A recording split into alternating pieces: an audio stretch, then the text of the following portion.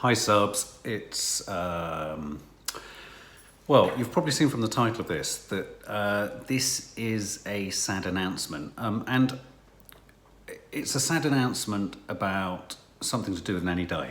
And it seemed appropriate. We've been kind of waiting as a family, wondering when or if there was ever going to be a right time really to kind of touch base on this. Because of course Nanny Di has become such a major part of our YouTube channel. You are all so fondly, well, you're all just so fond of her, aren't you? And your remarks are so fondly expressed, and obviously she's very, very important to us. Now, before you run at anything, this isn't a problem to do with Nanny Di. She's well, and the operation's gone well, and what have you.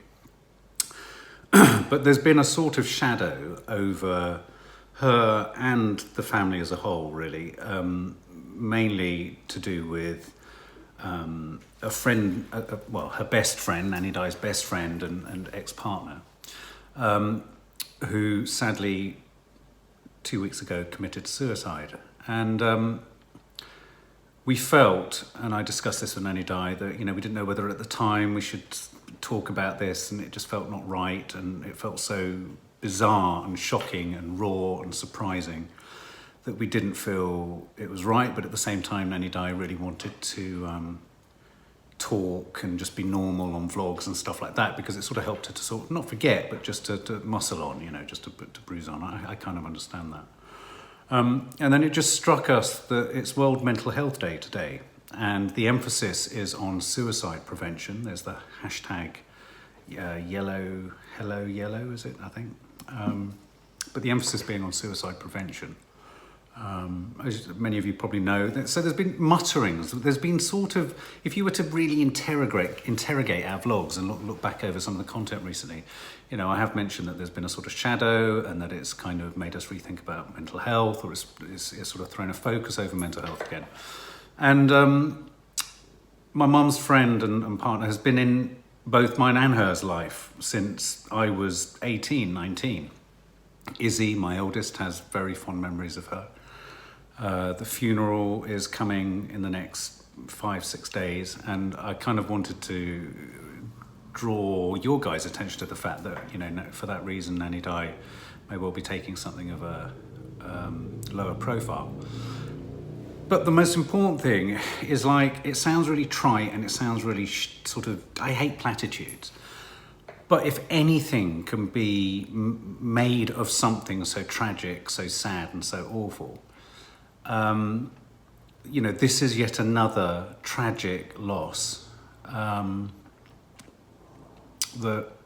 I don't think my mum will ever really come to terms with. It's such a shock. It's such a tear through the fabric of life. It throws up such a challenge to those of us who are left behind as to what more we could have done, how much more one could have helped. And that's the madness and the sadness that's left behind around suicide. Not only is there obviously the compassion and the feelings and the obviously, inconsolable distress that my mum's friend will have been in at the point that she took her life. But then for everyone who's left behind, there's that intolerable consideration of, however small, what tiny other gesture could have been made. Could any gesture or any move or any act of help have helped the situation? And I think the answer has to be, in many regards, a resounding yes. But in saying yes, that doesn't mean that anyone, hasn't done enough or didn't do their thing. My dear mum, she's going to be 70 next year. Her friend was a few years younger. They'd been in each other's lives since I just became an adult, 18, 19. I was very fond of her. She was a major part of my life, much more up until just before me and Nadia met, really. Because at that point, my mum and her separated and became much more sort of friends rather than partners. And of course, what comes with that is a bit of distance, but they've always been very intense friends. So anyway, on that basis, our nanny Di is going through it at the moment, bless her. And she said she'd like a message of sorts to be uploaded, and in which I explained what's happened, but also use it as an opportunity to say that, mental health, if not attended to, can kill. And it's a serious thing. And I posted on an Instagram post earlier today, there's no shame ever in us talking about our physical health, physical ailments, a desire to get fitter, or a need to take medicine, or a need to discuss how we are on a physical bodily basis. But as soon as we get to the mental health, a lot of shame, a lot of shyness, a lot of anxiety, a lot of awkwardness, a lot of denial kicks in. And I think, I'd be safe to say that, this loss of life that we've encountered with Nanny Di's friend is, in many ways, in a very complicated way, yet another byproduct, I'd say, of undiagnosed addiction issues, and undiagnosed and unattended to, complicated, challenging and really difficult mental complexities, which need to be looked at. Now, what I'm trying to say here is that a lot more could be done for a lot more people, and a lot more people's lives, I believe, could be saved if we stopped thinking that things like addiction or addictive behaviour or compulsive behaviour, compulsive behaviour is a good way to sort of encapsulate addictions as well as other manifestations like, OCD and, anxiety and depression and bipolar and all those kind of things. Compulsive behaviour is a habitual thing, and, I think we're sleepwalking into more mental health issues if we choose to pretend that a lot of what actually goes on in things like 12-step meetings, which is about recognizing your behavior, needing to actually talk about all of the bad things you're doing because of your behavior with someone else, knowing that you won't be judged, that you need to want to get well, that you need the help of those friends around you, and you need your friends around you to understand the complexities and the demands of how your compulsive behavior can damage you.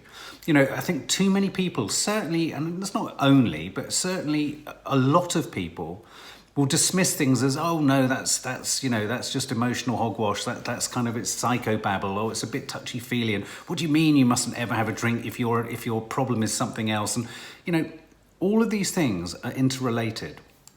So, we're reeling, in a sense, from the ripple effect of a suicide yet again. And the analogy I'm using there is the one that they use a lot in rehab and addiction, which is when the addict is active, they're like a drop of water into a pool, and the ripples that come out impact on so many other people's lives. So many people around that addict feel the ripples of their addiction. Well, mental health is the same problem. It's the same thing. Whatever your mental health condition, it's the same thing. It impacts on people massively. And suicide impacts on people massively. So the fact that it's absolutely floored my mum, and by extension, all of us are feeling it. Maddie used to be tutored by her, and so there's, it's just such an eruption of something that is nonsensical in some ways, and yet is entirely, if not preventable, because you can't say that someone who's committed suicide wouldn't have eventually succeeded in doing so. But more efforts and more endeavours can definitely be made to understand the complexities of many compulsive mental health conditions. Yes, medication is one of those things, but so too is company. So too is sharing and sharing ideas, sharing experiences, sharing fears, talking about where you're at in your head and in your heart, even if there isn't time, it isn't appropriate, there isn't, all those things, not the right time, not the right place, not the right situation are the things that put pressure on someone who's suffering from mental health. Yes, there's a lack of funding. Yes, there's a lack of understanding. Yes, more can be done. There are organisations like Mind. There are organisations like the Samaritans. There are 12-step programs for all forms of addiction, including things like codependency and things like that. So, we're just, as a family, just dealing with this, and obviously NADIA is dealing with it much more acutely than the rest of us. We're going through this process of considering yet another victim of suicide. And it's not as if, as a family, we haven't already been hit by that tragic occurrence more than once. When one goes through life trying to explain to your kids, this is a rare-ish occurrence. I mean, it's an increasing occurrence, but rare-ish in terms of nationwide. It's hard when it's, and when it's torn through your own family life on as many occasions as it has in ours.